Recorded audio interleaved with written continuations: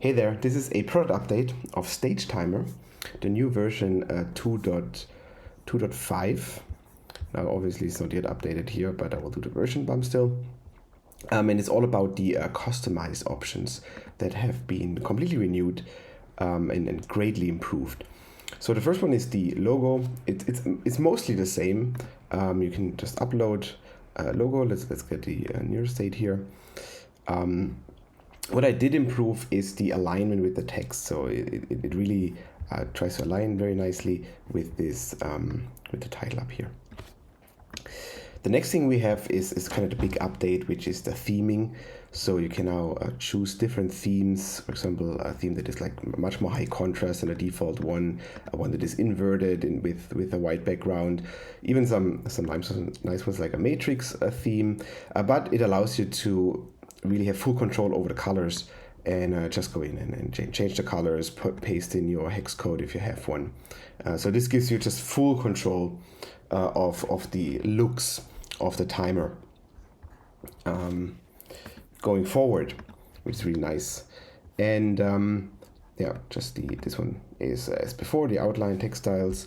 Another thing that is new is the transparent background here. So if you choose that, you can see here there's like this semi-transparent style, but if you would use that with like vMix or OBS and just import this timer, it would actually have a transparent background, and you can just place it on top of other stuff. Then we have this, which is quite nice. You can now kind of change where this information shows up. So this is the title, and this is the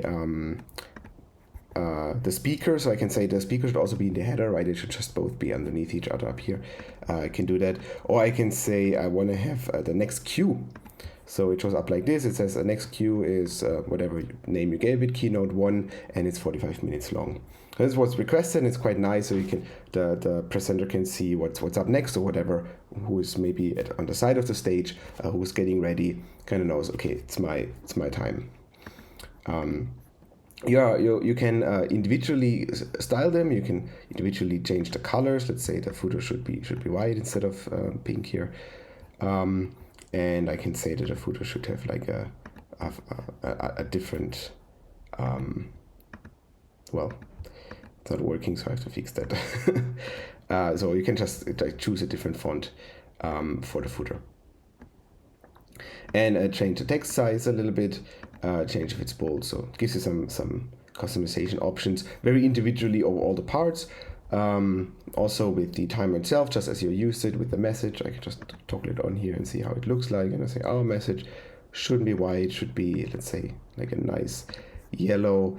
And what else? It should be like a Poppins font, or it should be like a balsamic.